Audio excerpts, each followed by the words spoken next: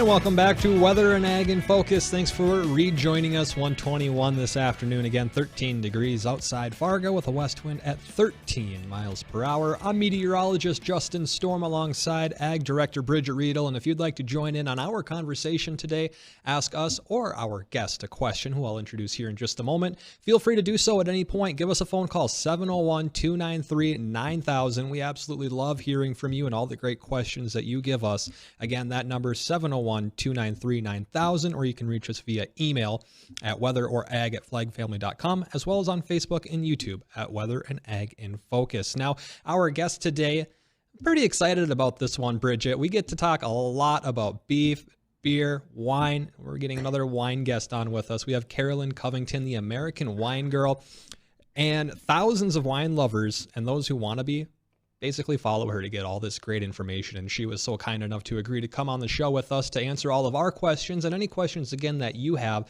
And again, her goal is just to educate those who wish to learn more about wine. And Carolyn, you grew up right here in Fargo. Is that correct? Or at least you went to school here? Yes, I did. Yeah, I grew up in Fargo for 18 years. So I love it there. That's great. And then you've been all over the world tracking, going to different vineyards and whatnot, learning more about wine. But before we get into that, what has led up to where you're at today? What's a little bit about your background, your story? Because you graduated here in Fargo, but what happened after that? Yeah, so I went to Fargo South High School, graduated in 2014, and then I went to the University of Minnesota. I actually studied business there. But while I was studying there, I studied abroad in Italy, and that's when I really started to fall in love with wine. Of course, in college, I was drinking some wine, but it wasn't the best wine. And Hmm. then going abroad really introduced me to how wine is such a big part of cultures and how it's, just such a big part of the economy and everyday life for people. So I really fell in love with red wine specifically and brought that passion back with me and was talking about it with my friends. And being 21, 22, everyone is like, ew, wine, like it's so gross, how can you drink that? And I was like, I should really like start something to educate people and teach them a little bit more about it, especially younger people was kind of my goal at first. So that's really how my passion for it started. I see. And when you went, you didn't have much of an interest in wine before you went overseas. Is that correct?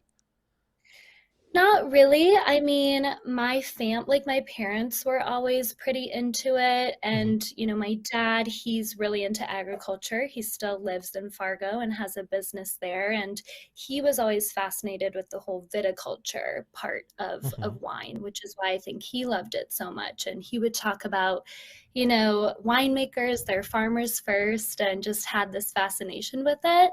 But I was too young to like really understand it until I got a little bit older and experienced it for myself. I see. So was there like a key moment when you went over to Italy and Florence that you were like, man, I really like this? Like, what was that turning point that got you on to this whole turn to become the American Wine Girl in 2017?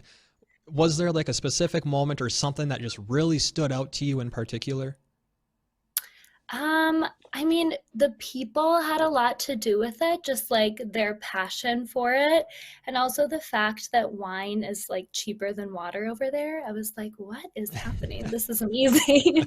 So crazy. But I went on a couple wine tours and just the simple way of life there. And it's just such a beautiful thing. And with the food, like one of my favorite parts about wine is the food and wine pairing of it all. And it was a lot of things.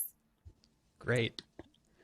Bridget, do you want to jump in? So I do, because I'm here for the agriculture part of it. Okay, so Okay. there's some of the questions I have, and as an educator, do you talk about the agriculture, the growing regions, how the grapes are grown, what's done with them as far as companion crops, et cetera? Is that also part of the discussion you have with some of your enthusiasts?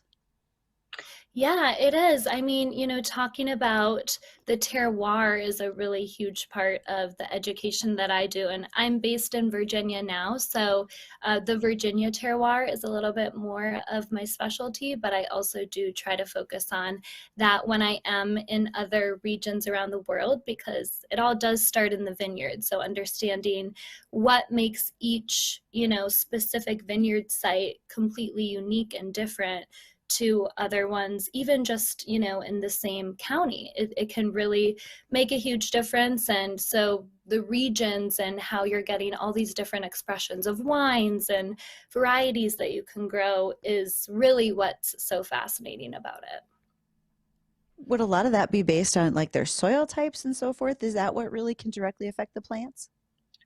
So soil is a huge part of it, but of course you also have your climate and your weather patterns and your latitude and your altitude that you're on. I mean, it's all these different things that come into play with it. When I hear you say climate, I think about our climate and how cold it is in this growing region, but yet there's a real trend for North Dakota, Michigan, et cetera, to look at ice wines. So when you say climate, is that where we're a big part of ice wines? Yeah, I know the ice wine is fascinating. And I know, I mean, I've heard that everywhere, like every state in America grows grapes and makes wine, but of course it has to be totally different with, I mean, the Midwest climate is pretty extreme. So the ice wine makes sense. I guess you're getting those uh, grapes hanging on the vine longer as the temperatures drop and then the residual sugar gets to be really high. And of course, you have like more hybrid varieties and things that do grow a lot easier in those states. But it's super interesting. I haven't actually had a lot of ice wine, but I know Michigan has a pretty big wine region. And so I'm definitely interested in checking out more of those. Right. And, when people think about wine, or particularly maybe good or expensive wine, as some people might refer to it, they think of, the hot spots, obviously, Italy, Napa Valley. There's a few other spots that I'm blanking on right now, but you've been to a lot of these different regions, from overseas and Europe to the United States. Where are some of the places that you've visited these different vineyards, and what are you doing over there?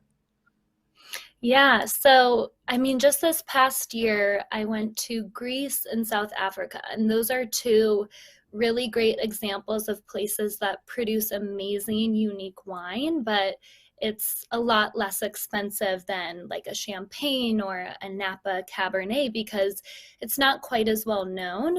I mean, of course, that means it is a little bit harder to get your hands on it. And so, like, the shipping prices and things can be expensive, but if you're ever able to like go visit those countries and try the wines there or bring it back with you, they're amazing. But while I'm over there, I try to meet with winemakers, go on wine tours, just educate myself. So it usually will start with a tour of the vineyard, learning about that whole process, the winemaking facility, and then of course the fun part, tasting the wines and going through that whole process. So really just exploring the whole winemaking from start to finish and learning about what makes those wine regions special.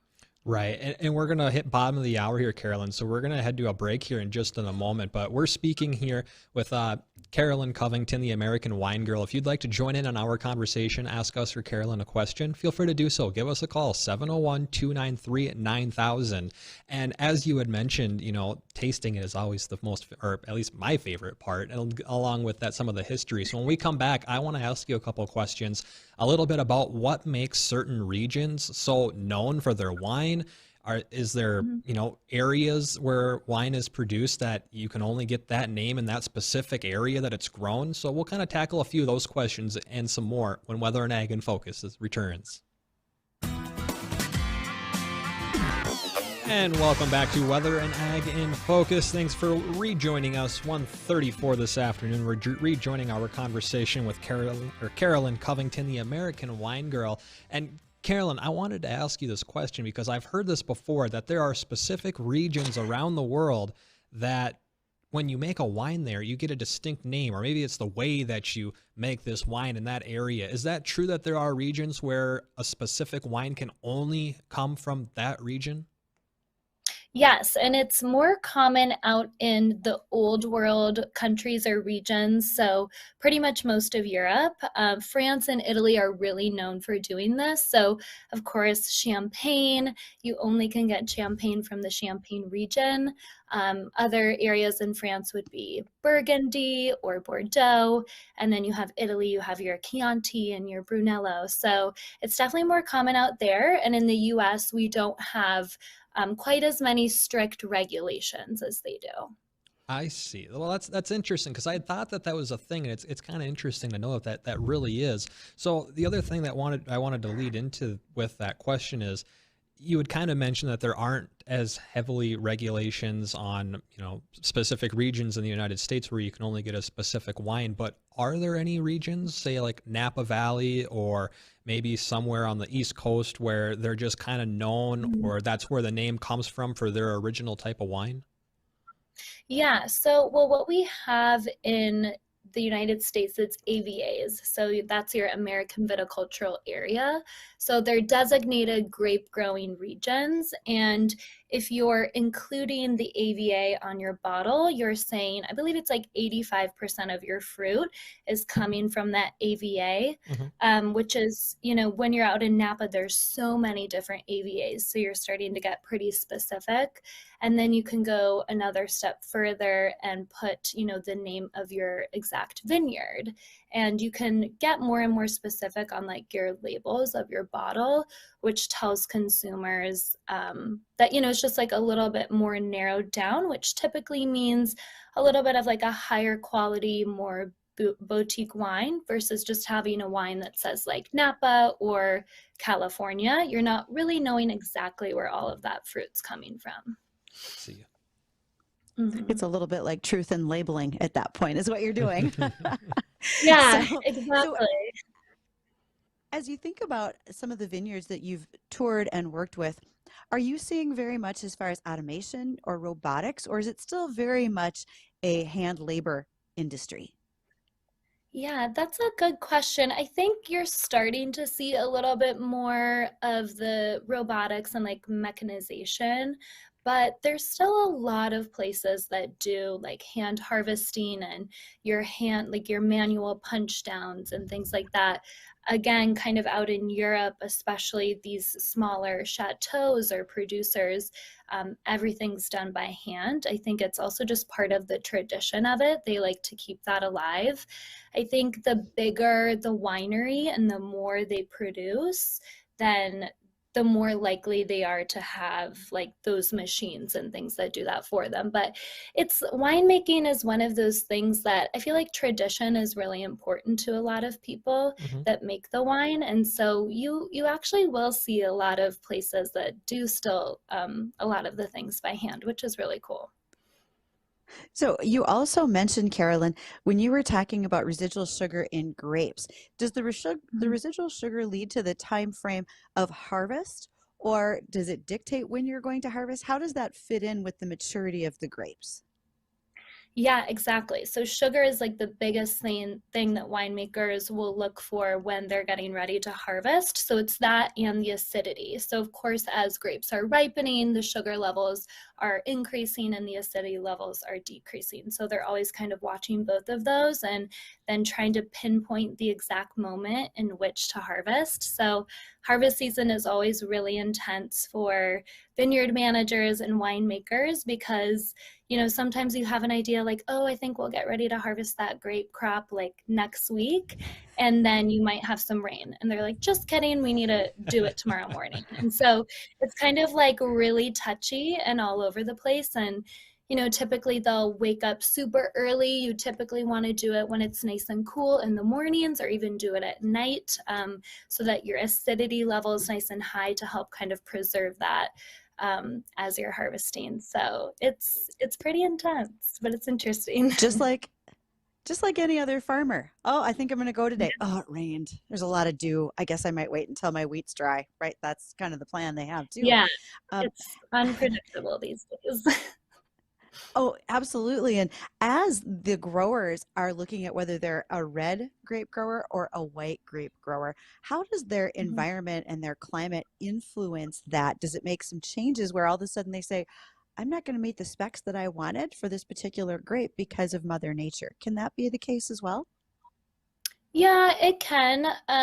Red and white grape varieties can definitely differ in that way, but also just it's funny because different grape varieties like all have these really unique characteristics to them. So some will have really thin skin, some will have really thick skin, some will have tons of acidity in them. So like an example is Pinot Noir. It has really thin skins, really high acidity, so it does better in cooler climates. So if you were to put it in a warmer climate, it wouldn't do as well. It's a little bit more prone to like diseases because of thinner skins and fungus and things like that. So they all have, there's thousands of different grape varieties and they all have these different little characteristics about them. So deciding where to plant them on a slope, in a valley, it all really makes a difference.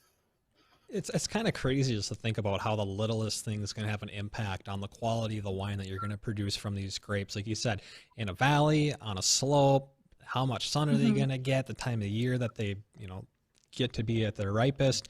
I did Mhm. want to transition into kind of an educational form because you've taken classes for your education with wine. Do you want to go in a little bit about what those classes are and how many of them there are as well? Yeah, so the education route that I did is called WSET, so it stands for Wine and Spirits Education Trust. So Hmm. it's a global program versus the other wine route you can take, which is your Court of Masters sommelier. So the route I took is more for like wine educators, bloggers, writers, but essentially you're getting the same level of education. I've done levels 1 through 3. So the third level I took with Napa Valley Wine Academy. So it involves blind tasting and theory, and you're really just learning, all the steps of winemaking. And then level 3 also is like learning about all these different regions of wine all over the world and all of the details about them. So pretty intense once you get to level 3, but there is one more level, which is the fourth, and that's the diploma level. So I am starting that in 2023, which I'm really excited about. Good for And you. that thank you. It typically takes about 2 to 3 years to complete, but it's the final level. So excited for it.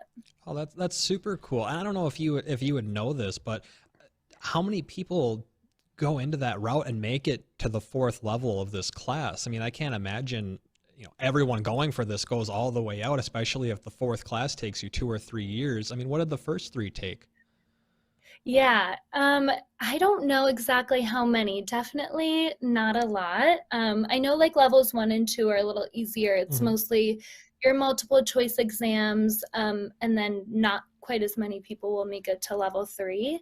Um, but yeah, it's exciting. It's kind of like the whole concept of like a master somm or an advanced sommelier. Not a lot of people hold that title, so it's special. I'm excited. Super cool. Well, good luck to you with that. Now, with Thank you. that kind of going in with the education thing, this is a question that I hear a lot. Oh, what are you doing? You're not drinking that right. Is there a correct way to drink wine, or can it vary based on what you're drinking? It can. I try not to be too much of a wine snob, and my whole blog is like it's approachable and, wine should be fun and I don't want to be too snobby, but there are certain things that you can do to drink wine more properly. Of course, hold it by the stem. You don't want to warm it up in your hands, Hmm. and swirling it allows the alcohol to evaporate so you can get those aromas. Um, there's all these little tips and tricks, but I always say at the end of the day, you do you. Boxed wine is fine, canned wine is fine, drink what you like. Oh, there you go. And that also kind of leads into another thing. I mean, there's so many different wines. I mean, we go to Happy Harry's up here. I walk through the aisles. I get bombarded with about 80 different types of wine. And, I've found a few that I like and a few that I really like. But is there something that goes into just making good wine, or maybe something to look for the average person who's looking to, go a little bit wider in their variety and not just go get the box wine or the Barefoot Moscato? What would you say to somebody who wants to kind of get a bigger outreach into the wine world? Yeah. I mean, taste as many different kinds as you can. I always try to educate myself beforehand or shop local. Those people really know, what they have to sell at their wine shop. But also, if you're just kind of by yourself, roaming the aisles, typically things on the higher shelf are going to be better quality, probably more boutique and Mhm. quality throughout the winemaking process, which is what you want. And also, as I was saying kind of before, like the more specific the label, the better. So if you're looking for a wine, instead of just Italy on the label, look for Chianti Classico, or instead of just California, look for Alexander Valley in Napa. So that always can help you get a little bit of a better quality wine. Oh, I see. Mhm. When I think about the grapes that we're harvesting, and I've seen the comparison of old vine versus maybe Mhm. newer, is there a distinction in the number of years, and what's the length of time until those vines start actually being taken into production where they're producing a healthy grape? Yeah, so I actually just planted a vineyard this past year. So my vines won't produce grapes for about 3 years, which is pretty common. So after that third year mark, they produce a little fruit, but it's really rich, concentrated fruit. So they always say like the younger vines and the really old vines. It's a lower yield, but really great quality fruit. And grapevines typically will be like on average 30 to 40 years before Oh, you have wow. to replant, as long as it doesn't get, yeah, like a disease or Hmm. something. Hmm. So pretty long lifespan. So anything after like the 30 to 40-year mark, it could be considered an old vine. Um, it just kind of depends, and there's different grape varieties that do better with that. But in like California, you'll hear a lot of the old vines and Fendel and things that are like 50 plus years old, which is really cool. Oh, yeah. And I wanted to take one more little turn in the conversation and kind of transition into pairing the wine with something that you're eating, dinner or a dessert, or maybe some different kinds of cheeses. Uh, what are things you should look for in wine when pairing them with different kinds of food?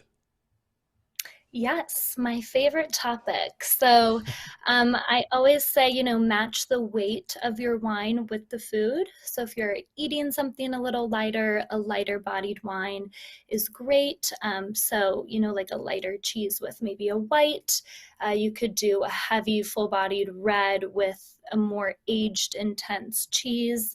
And then, you want to, in that sense as well, then you can have like a full rich steak with a full bodied wine is always great. Having tannins stand up to protein, which is why they typically say red wines are great with meat. Hmm. But you can also have like a lighter meat with a white wine, because there are some fuller bodied whites that would work as well.